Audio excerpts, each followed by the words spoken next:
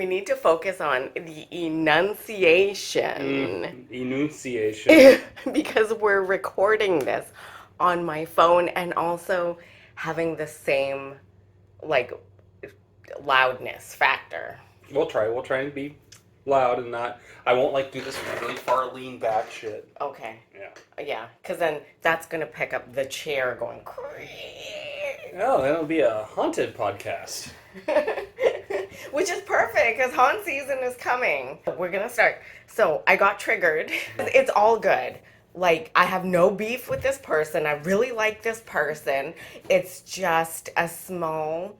I feel like, see, now I'm making excuses for other people's behavior. I was Yes. going to say it's a small misunderstanding, but I feel like it's not a misunderstanding. So here's how I got triggered, okay?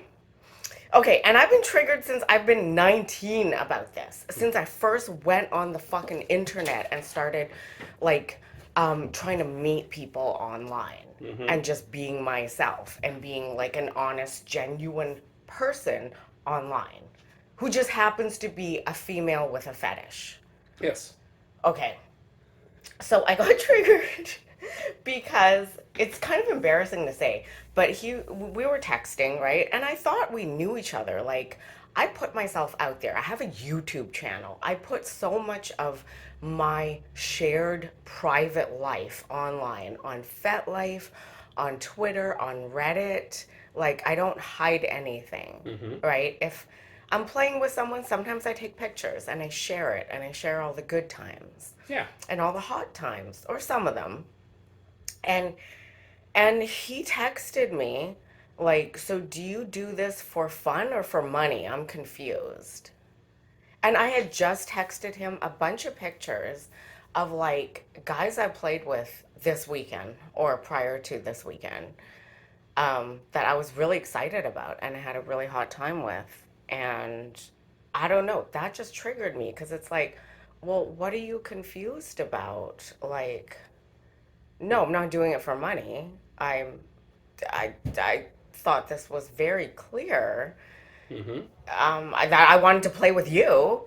Um, and to me, just all these feelings of like not being believed Yeah. came back, of me discovering what the things I was into had other people. I wasn't alone. And then me coming out about it, and then guys are just like, "Are you really?" Yeah. Or they don't believe me, or I have to prove myself somehow. I don't know how I'm supposed to fucking prove myself. Or they think, I don't know, I just don't understand. And to me, it feels sexist because I don't see, when guys say, "Oh, I'm this, I'm a diaper boy, I'm into this," people aren't writing under his comments going, "Are you really? Are you really into this? Did Who got you into it? Did an ex-boyfriend get you into this?" Because I get that a lot. Yeah. Still, and I'm 40 fucking 7. Yeah. Come on. So I've been dealing with this since I was 19. So yeah, I'm fucking pissed. Yeah. Sorry. No, fair. And I think a lot of it has to do with there's differences in how people approach it. There's this idea that you can't have your own agency, that you can't enjoy the things that you like. And yet, for guys, that's never even in doubt. Okay, so is it sexist? Yes.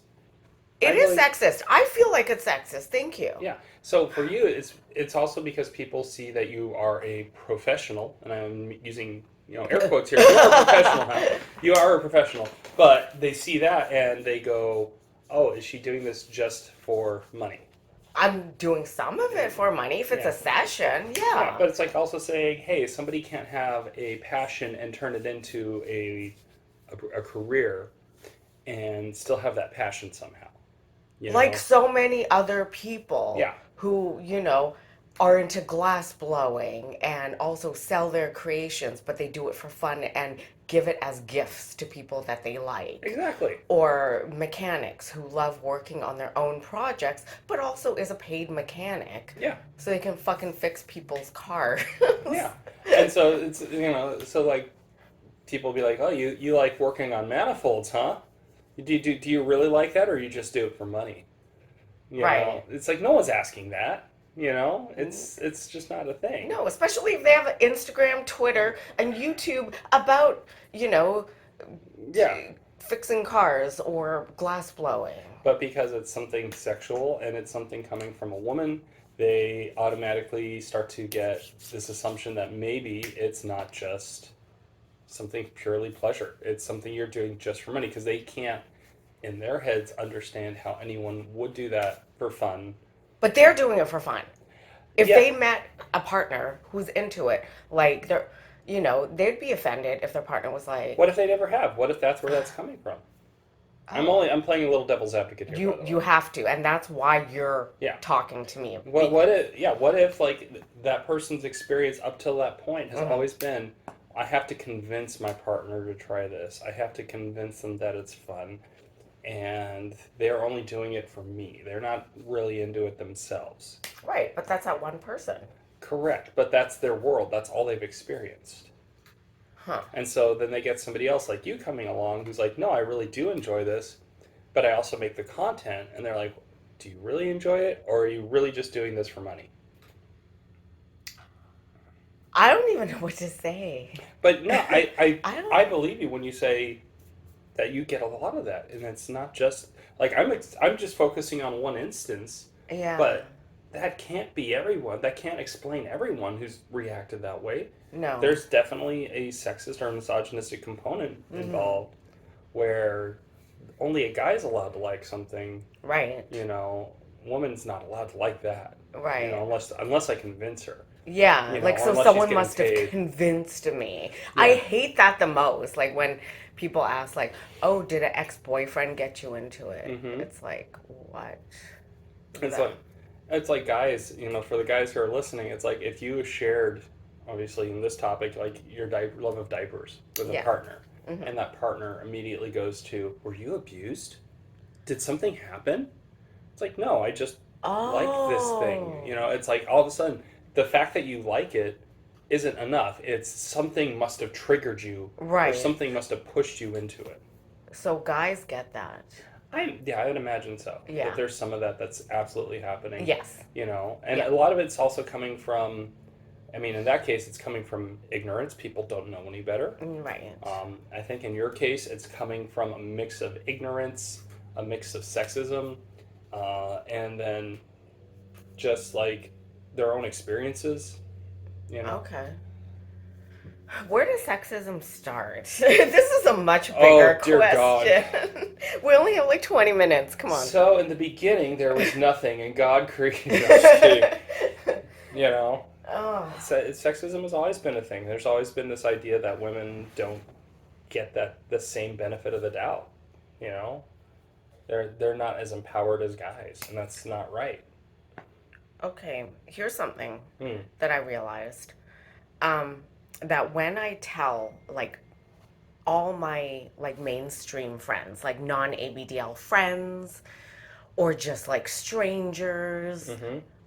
about yeah, like this is what I'm into, they don't question me. Hmm. They just take it at face value. It's only people within these fetishes that question me. None of my friends have ever questioned me. They're like, oh, okay.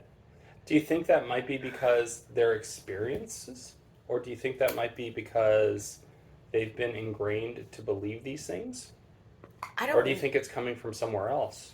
I have no idea. I don't know. It's only ABDLs that, or like in Omarashi where they're like, really? Like, they're suspicious of me. Yeah. And I'm like, I'm so transparent. Like, I try to be more transparent than anything. So I just don't get it. Like if I came out of nowhere and I didn't have face pictures online, I didn't have fucking 150 videos on YouTube online, and I was just like, with a weird username, then I can understand. They're like, who is this person? Like claiming all this stuff, but I feel like I put my time into the community. Like a fucking organized munches. I've gone to conventions. I've taught classes. Mm-hmm. And when someone says that to me, it almost like invalidates it. Like, oh, I don't believe all these fucking weeks of shit you've done. Mm-hmm. So you can't tell, but I'm really pissed off right now. I'm sure my face is like red. Yeah. And it invalidates my experiences. Yeah, you're constantly having to prove yourself. And Yeah. like say, no, I am genuine. This is who I am. No, I don't even feel like I need to. I only did with this one guy because I like him. Well, no, but I'm sorry. Let me uh, walk that back. It's more of you're constantly being challenged on who you are. yeah. Yeah. But it makes me pissed off. Yeah. I don't want to validate myself because I'm like, F you. Mm-hmm. Like, I should question them, actually. Yeah. Well, there's a couple things happening there. Yes. One I'll bring out really quick. There's a famous, semi-famous internet comic from XKCD about being one of the 10,000 people that day. Yeah. And it's about that every day somebody learns something new that's otherwise accepted as common knowledge, and that 10,000 people a day are going to learn this thing. And you get to be one of the lucky 10,000 to learn something brand new that everyone else already knew. Okay. So, in the space that we're in, there are people entering into that space brand new every single day. Maybe not 10,000, but there's a good number of people who are just entering this space and just finding out about you. Mm-hmm. They don't have that history. They don't have that backstory. Right. They're not clicking on every profile Right. to like see what you've done. So there's that person, small but present minority. Right. There's also going to be the people who have had negative experiences. Like, what are one of the things you hear the most about in online communities, especially from males?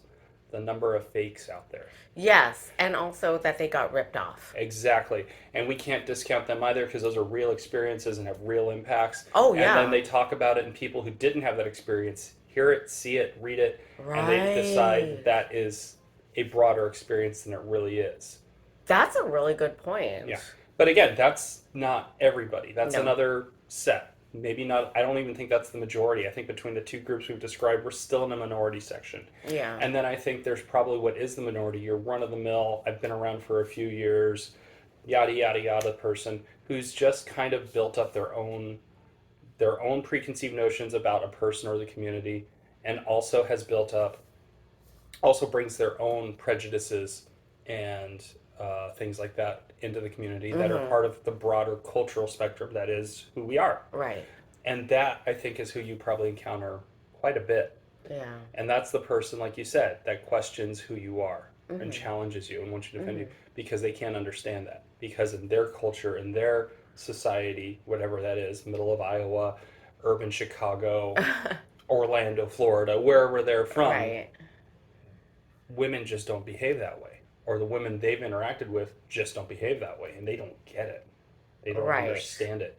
Okay, I see. You're I don't want to say, but you're special. You're somebody who is very vocal and active in the agency you take in your life, and Right. we've seen countless times in history a woman who does that is frequently seen suspiciously. Oh, okay. I thought you were going to say seen as a witch. That too, but that's just it. When you are a powerful advocate for yourself, it naturally arouses suspicion. And there's that too. And that's more of a broader cultural issue. That's not just ABDL. That's not just fetish communities. Yeah, that's true. Although I think that tide is changing. And that's probably why your friends that you talk to, the people you've cultivated around you, naturally are going to be people way more open-minded than run-of-the-mill person going to Hobby Lobby on a Tuesday afternoon. I mean, honestly, I shop there because the prices are really good, but they carry things that I can't find at Michael's or Joann's, specifically for the type of crafting I want to do. I'm sorry. No, that's fine. But if you were to have that kind of conversation with your average person there, your average middle American, whomever, they'd probably be more likely to react in the way that one person reacted and challenging who you are. Possibly. Why would you do this? What's wrong with you? What's going on? Are you doing this for money? Did someone coerce you? Right. Yeah. I see. Okay, speaking of Hobby Lobby, I just want to point this out. Every time I'm in there, it feels like there's like guys that are like ogling me. Probably. And by I'm not sexy in any way. I don't dress Lies. sexy. Lies. No, I dress like me. You know you're going to get comments about that comment, But right? I'm not. Yeah, but the people who are commenting on this know me as like an ABDL top, which is different. Like I don't when I you see how I dress. I look like an old beach grandma. No, and I'm in Hobby Lobby and there's like older men like it feels like they're eye raping me. You're not wrong. I don't know. No, but it's only in Hobby Lobby. It doesn't happen at like Smith's Doesn't happen or at Michael's, just the Walmart. Hobby Lobby people. Yeah, it's never happened in Michael's or Joann's. I'm not kidding. Ah, Hobby, where you go to get Irish. Oh Lord. It's This episode not sponsored by Hobby Lobby. never felt that anywhere else. It's like a very concentrated thing. I don't know how to explain that. I mean, I don't know either. yeah. I mean, I can speculate, but it's all just it's just bullshit. I don't know. Is this stuff I should leave in the podcast? Hell yeah. But no, but going back to what we were talking yeah. about, like that, the broader mainstream, middle of the road spectrum of people you're going to encounter Right. are much more likely to be carrying that same bias with them. Right. And it doesn't make them bad people. We're all products of our environment to some extent. Yeah, that's true. And our experiences. Yeah, the willingness to grow and learn is going to be the big thing. Yeah. And the shitty part for you is like because you're such a public figure in this community, Uh-huh.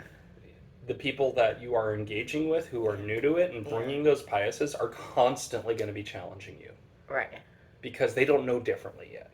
Right. So what's your advice for me to deal with it? You have every right Yeah. to be pissed, number one. Let's start right there. That feeling is completely valid because you have been defending and vouching for yourself since you were 19 years old. Hell, earlier than that. Like, this has been an ongoing struggle you shouldn't have to fight. Yeah. You know? Correct. You know, like, I'm not going to sit here and say, well, just take a deep breath and put yourself in there. It's like, that only goes so far. Yeah. I know. I have to accept this isn't going to stop. That's not going to be the last time. Because it certainly wasn't the first time. Yeah. And it's going to be one of those, like, you've handled it with a lot of grace and a lot of positivity. Mm-hmm. And I hope you keep doing that. But if a day ever comes where you're like, fuck this, you are so in the right to do that. Huh. I feel like I've said that so many times. I don't know. Yeah. I mean, you could also just be like, oh, this fucking thing again. And like we were talking about, you send them a YouTube video. This YouTube video. Yeah. Or whatever it's going to be. That's how exactly I'll respond. Yeah. This fucking thing again, linked to YouTube video. Yeah. Yeah. Yeah. It's just like, yeah, however you want to handle it. But yeah, I don't think it's ever going to stop. I don't think you're wrong to be upset about it. I mean, imagine anyone who's listening, imagine some core part of your life being questioned on a weekly or daily basis. Oh, yeah. Yeah. Yeah, you go to church. Did somebody do something to you? Yes, I'm going to do that to them. Did a partner get you into the church? Yeah. And or just something like that, or whatever it is. Do you get paid to go to the church? Are you working for the church? Yeah. I don't know. I don't understand how anyone could do that. Give up, an hour of their Sunday like that, and get all dressed up. I love it. Yeah. I'm going to do that. You know? I'm going to question something that they love, you know? And it's like, and then all of a sudden they're going to be backpedaling and, well, why did you do that? It's like the same reason you're doing that to me. This is who I am. If you don't like it, if you don't believe it, that's your choice, but this is who I am, and that doesn't change whatever your beliefs are. Right. Okay. No, that's good. I think. Yeah. Yeah. Yeah, I wish I had that. I wish I had someone to talk to at 19. To deal with it, because it's changed who I am online for sure. Yeah. Like, when I first went online and I discovered I wasn't alone, but then I discovered people don't believe me, or like, yeah, they think I'm not real or whatever. That made me like closed off. It Yeah. made me not want to share. It made me not want to post. I think a lot of women online go through this on a Yeah. daily basis. When when an audience or a social group starts telling you who you are in spite Ugh. of who you really are, Yes. you start going with what they say because that's just easier than fighting the battle all the time. Yes. Yeah, I'm very against people telling me who I am. Yeah. You just sort of like, fine, fuck it. You want me to be this person? I'm done. You know, and Yeah. either you drop it or you fit into their mold. Right. It takes a lot of energy to keep fighting to be yourself. Yes. That is true. Well, thank you for validating that. Yeah. Like, yeah. I've never like really talked about it. Yeah. Well, it's a good talk, and I think it's something a lot of people experience, not just women. But men too. Yeah. But in Yeah. a different way. You know, they're not getting challenged the way you are. They're getting challenged in different ways. Like you said, Yeah. like if you know, how many guys have talked about, oh, I told my partner, and like how do you like, how could you do this, and Right. they feel betrayed and whatnot, and whatever. Right, and yeah, and I even made a whole YouTube Hmm. video on this. 7 questions you'll get asked when you come out. Yeah. Like, did you have a bad childhood? Were you molested? Hmm. Exactly. There's all these things people want to like fit this into, Yeah, and they can't understand. No, I just like it. right. Just like women can't be sexual, they can't have fetishes. That's weird. Something must have happened. Yeah. I mean, it's one thing if it's something you grew up with culturally. Going back to the church, yeah, that's a cultural thing. You Yeah. grew up with them. Like, think of, for those who are listening, think of something you found as an adult that you got really into. Maybe it was hiking. Maybe it was pickleball. Maybe it was card games. Who knows? Yeah. You know, something that's more culturally acceptable. And, like, having somebody question why you would ever do that. Okay, good. So now I have tactics on how to handle this Mhm. when it comes up again. Yeah.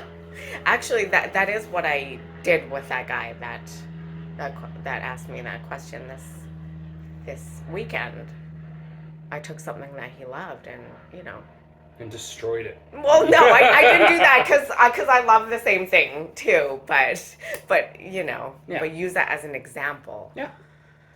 Yeah, how could you like that? That's a kid's thing. Who got you into this? Why are you doing it? Are you just doing it for money? Yeah, think about it. Think of somebody, again, we're going back to our mechanic friend who it's like, well, you just do that because you get paid for it. Mm-hmm. No, I can be passionate about it and get paid for it too. Right. Right. Yeah. I'm not even doing sessions, so it's like okay. Anywho, well, yeah, that was a really good talk. Mm-hmm. I've learned a lot just from talking about it with you. I like to ask people like how they came to that conclusion or why they feel that way. That's really good. Yeah, Challenge that belief system. I've always done that with everything, not just this, but Yeah. like why do you think that? What did you see for you to make this statement? Yeah, put it on them. Instead of you sitting there and defending yourself, let them prove why they think the way they think.